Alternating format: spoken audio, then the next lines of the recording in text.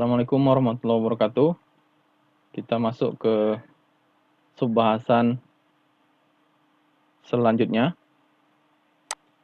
yaitu mengenai konsolidasi dan penurunan tanah.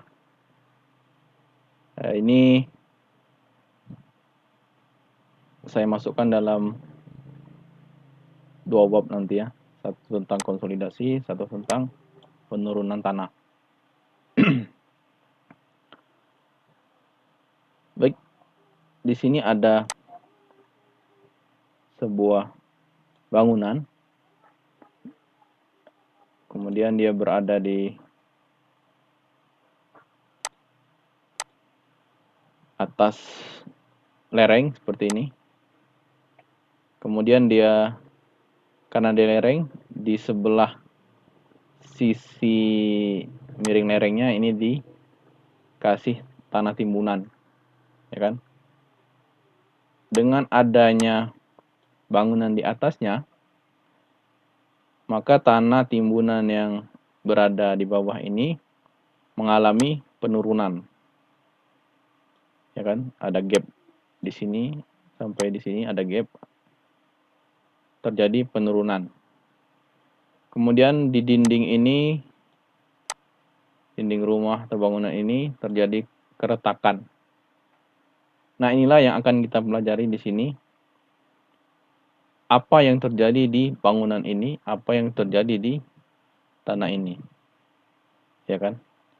Namanya adalah proses konsolidasi dan proses penurunan tanah.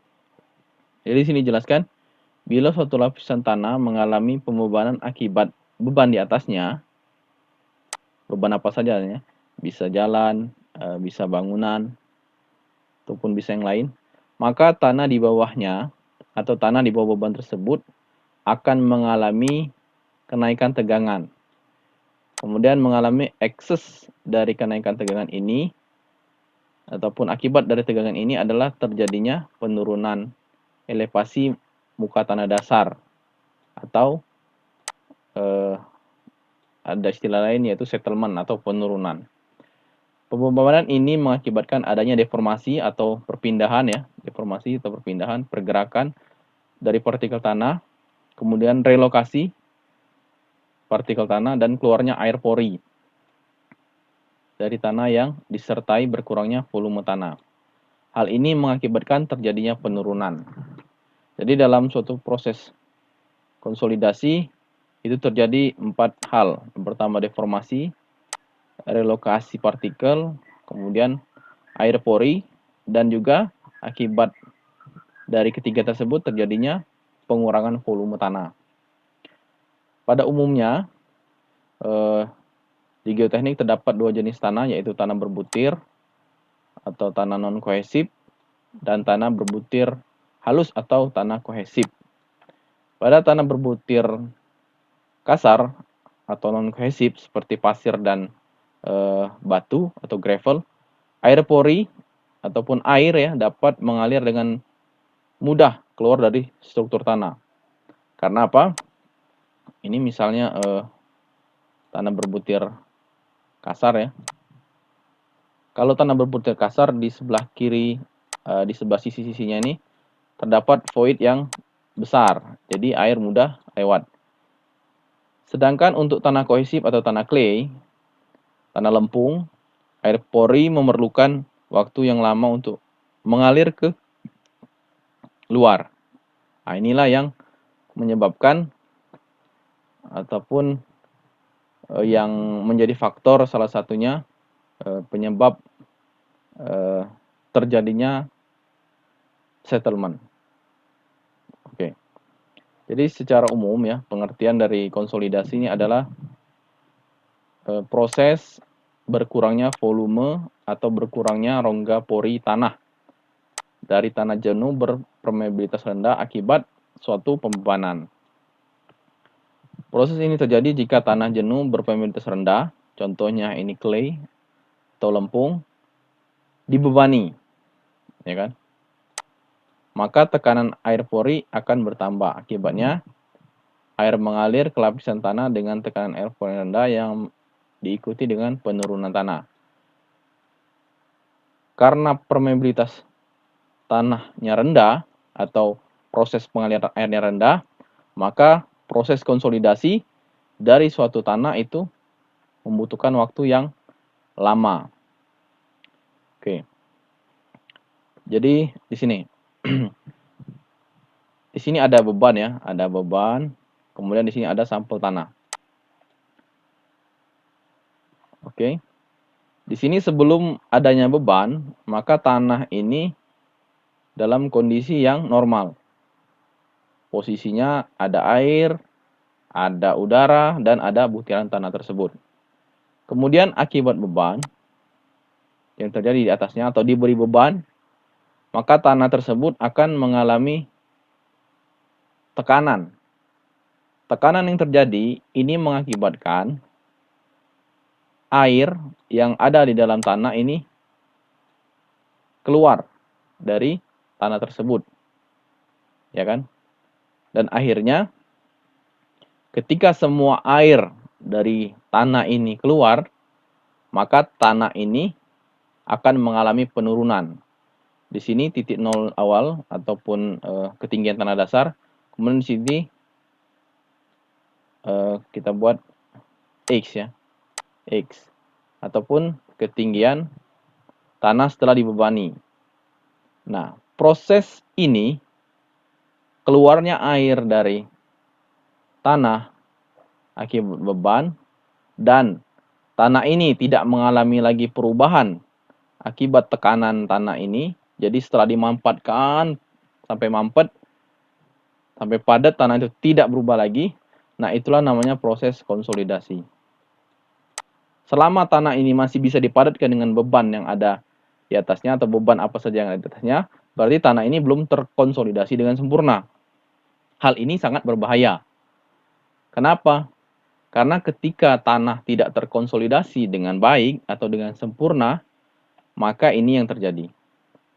Semua bangunan ataupun bangunan yang akan di atasnya akan mengalami retak, gagal. Kita bayangkan saja misalnya ada sebuah timbunan tanah, kemudian di atasnya itu ada jalan raya. Ketika proses konsolidasi tanah di bawah dasar jalan itu belum sempurna ataupun bisa mengalami penurunan lagi, maka jalan tersebut dipastikan akan mengalami rusak. Biasanya ada gelembung-gelembung di jalan itu ataupun letusan-letusan besar yang nantinya akan menyebabkan retak yang nantinya menjadi lubang dan jalan itu akan gagal. Bisa juga terjadi patahan di jalan tersebut. Nah, itu yang kita tidak mau. Jadi proses konsolidasi ini harus kita pelajari.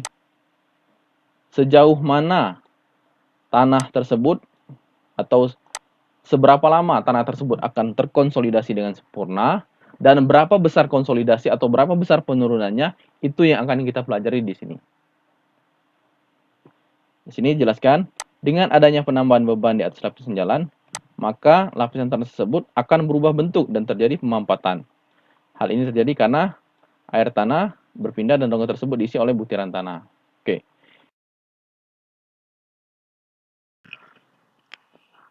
Baik, Bapak ulangi, mengapa konsolidasi itu penting untuk kita pelajari? Karena kita di Sumatera Selatan ini dominan tanahnya ini tanah lunak atau tanah berbutir halus atau tanah kohesif. Contohnya di Palembang ya. Palembang ketika kita akan mendirikan bangunan, biasanya kita akan melakukan penimbunan.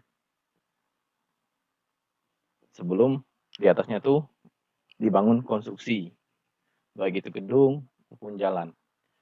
Nah, ketika kita nimbun, tanah di bawah itu pasti akan mengalami proses konsolidasi, akan mengalami pemampatan akibat beban. Nah, itu yang harus kita pelajari. Seberapa besar penurunan yang terjadi, ya kan? Kemudian apakah 10 cm, apakah 20 cm? Ya kalau 10 cm terjadi penurunan, ya bahaya bangunan kita turun 10 cm. Bisa kita bayangkan kan? Turun 10 cm dari yang semestinya. Wah, bahaya. Apalagi bisa turun 20 cm, turun 50 cm, apalagi. Kemudian seberapa cepat konsolidasi itu terjadi? Apakah 5 hari dia terkonsolidasi 20 senti, ataukah setahun dia terkonsolidasinya, atau terjadi penurunan 20 senti. Kemudian bagaimana mempercepat konsolidasi itu agar apa? Agar kita bisa segera mendirikan bangunan dan bangunan kita aman. Nah, itu yang akan kita pelajari atau perlu digarisbawahi di sini. Oke. Selanjutnya di sini analogi konsolidasi atau perumpamaan lah ya. Jadi mekanisme proses konsolidasi itu dalam satu dimensi ini bisa digambarkan seperti ini. Jadi di sini dilihat gambar 41A ini, silinder berpiston, berlubang dan berpegas, diisi dengan air sampai penuh. Jadi ini ada sebuah tabung, ya kan? Di dalamnya ini ada pegas. Kemudian di dalam tabungnya ini diisi dengan air. Kemudian di atasnya ini ada katup. Kemudian di sini ada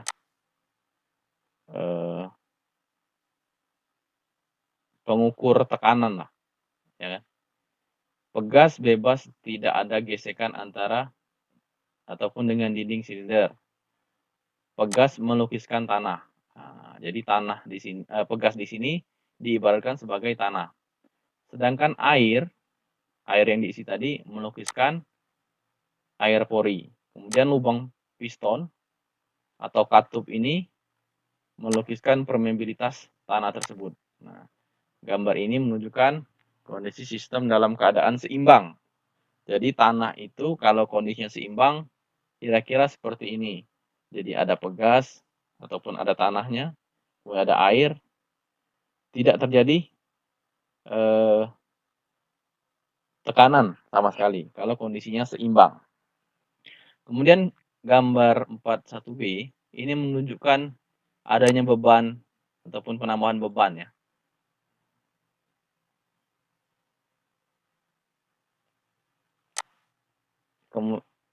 Ternyata piston menunjukkan beban dikerjakan di atas piston ataupun pegas tersebut dengan katup tertutup. Ternyata piston tidak bergerak. Hal ini disebabkan air tidak keluar dari tabung.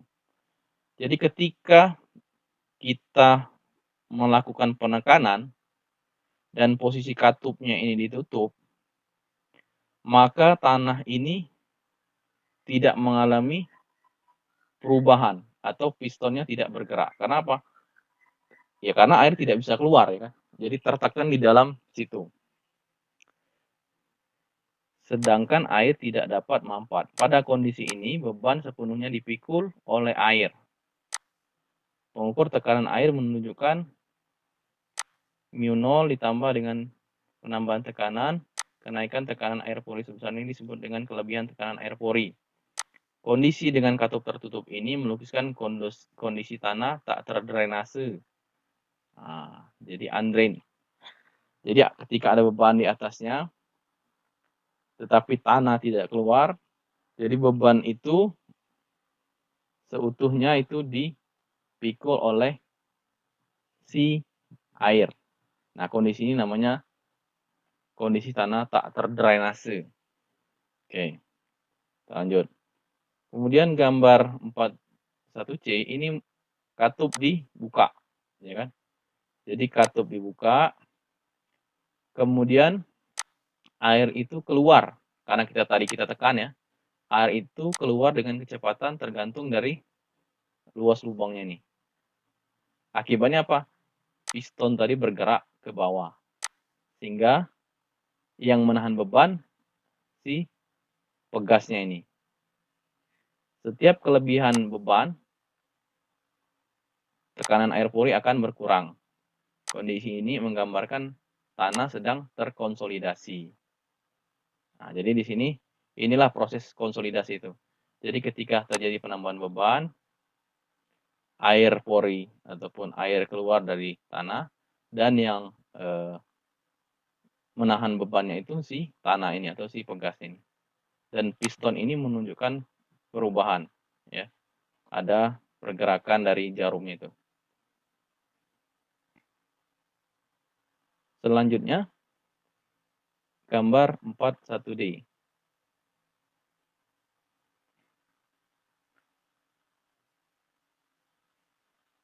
Pada 41D, beban ini tetap ditekan. Kemudian, ketika beban sudah maksimum, dan piston ini tidak lagi bergerak, artinya ini tanah itu sudah mampat, maka artinya proses konsolidasi itu telah berakhir, atau kondisi tanah tersebut telah terdrainase. Jadi air tanah ini sudah keluar, dan yang mengikut beban tanah. Nah, inilah yang harus kita cari di analisis konsolidasi ini. Kapan sih tanah tersebut berakhir konsolidasinya itu? Jangan sampai bangunan kita ada di atas tanah tersebut, tapi proses konsolidasinya masih terjadi. Nah, ini bahaya. Iya, kalau konsolidasinya itu cuma 1 atau 2 senti ya kan per tahun, tidak terlalu kelihatan. Tapi kalau 10 senti atau 20 senti per tahun, oh ini roboh bangunan. Di atasnya itu bisa roboh. Bangunan kita bisa kolaps. Oke. Nah, ini tahapan dari konsolidasi ya. Ada 3. Yang pertama, pemampatan awal atau konsolidasi awal. Ada juga yang menyebutnya penurunan segera. Kemudian ada namanya konsolidasi primer. Dan yang terakhir ada namanya konsolidasi sekunder. Nah, apa itu pemampatan awal? Pemampatan awal adalah perubahan volume tanah akibat elastisitas tanah. Kemudian konsolidasi primer adalah perubahan volume tanah pada tanah berbutir halus ya, karena keluarnya air pori dari pori-pori tanah akibat beban. Kemudian apa itu konsolidasi sekunder? Perubahan volume tanah berbutir halus akibat penyesuaian plastis struktur tanah setelah konsolidasi primer. Artinya apa? Konsolidasi itu terjadi itu 2 kali. Kalau pemampatan awal ini tidak kita hitung ya sebagai konsolidasi. Itu sifat elastis tanah saja. Ketika dibeban, ya pasti tanah itu akan mengalami penurunan, tapi tidak maksimum seperti itu. Yang harus kita kenali atau kita pelajari itu proses konsolidasi primer dan konsolidasi sekunder. Apa itu konsolidasi primer? Apa itu konsolidasi sekunder? Jadi ada kasus ya, ada bangunan sudah lama, ya kan? Dianggap sudah terjadi konsolidasi primer, ya kan? Tetapi kenyataan di lapangan masih terjadi penurunan lagi.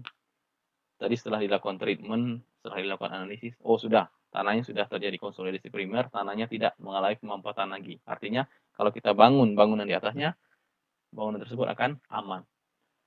Ternyata masih terjadi second consolidation atau konsolidasi sekunder. Nah, ini yang lebih berbahaya lagi. Konsolidasi sekunder ini. Ini lebih berbahaya daripada konsolidasi primer. Nah, baik, kita lanjut ini pengertian ya.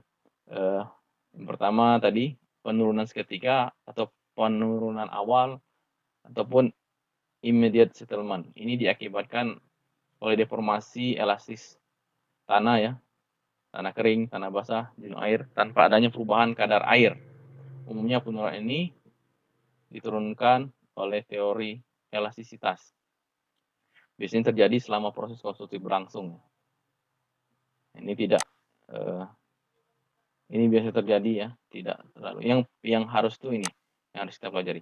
Primary consolidation settlement, yaitu penurunan yang disebabkan akibat perubahan volume tanah selama periode keluarnya air dari tanah. Penurunan ini, tegangan air secara kontinu berpindah ke dalam tegangan efektif sebagai akibat dari keluarnya air pori.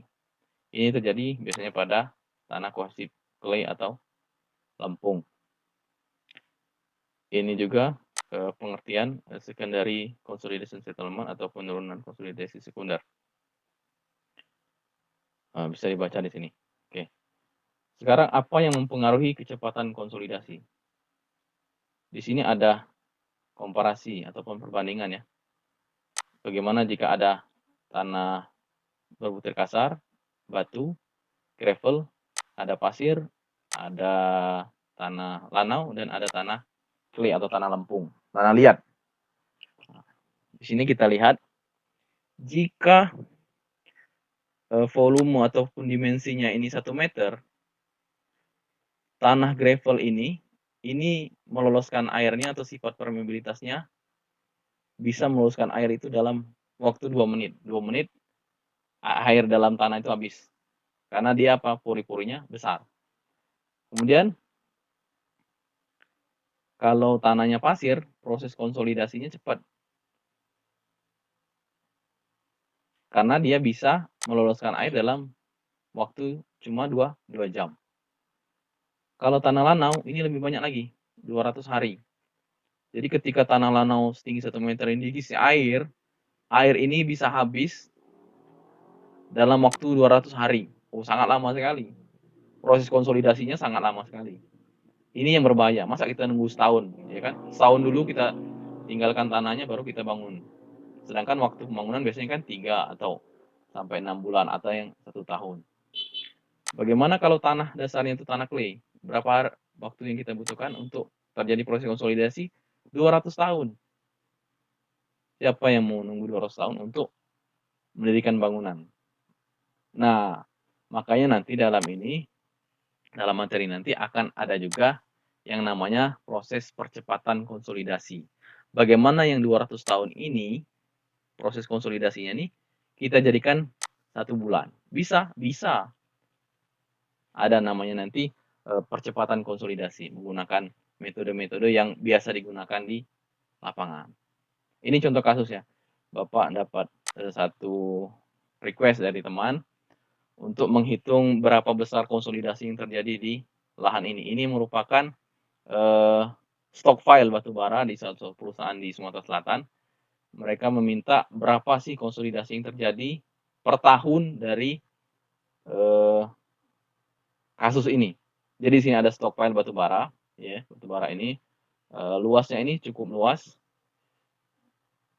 kurang lebih 1 hektar atau 2 hektar ini, lupa-lupa. Di sini diminta berapa sih terjadinya penurunan atau berapa sih konsolidasi yang terjadi per tahun.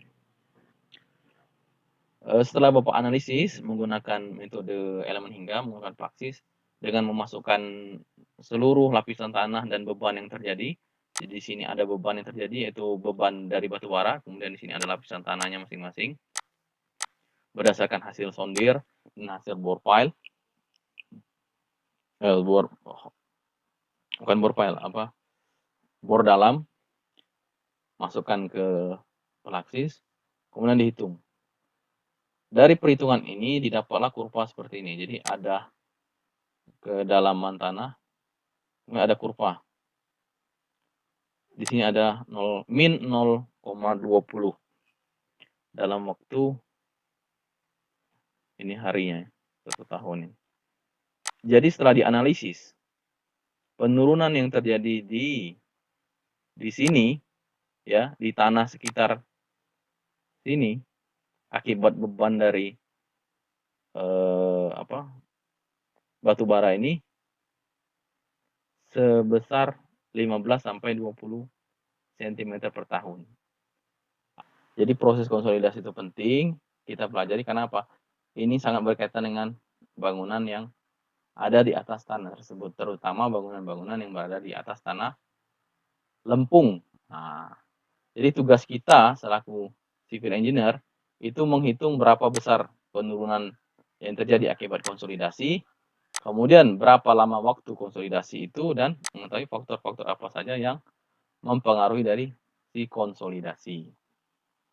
Oke, nanti ke depan kita masuk ke bagaimana perhitungan untuk masing-masing penurunan, baik itu primer consolidation maupun secondary consolidation.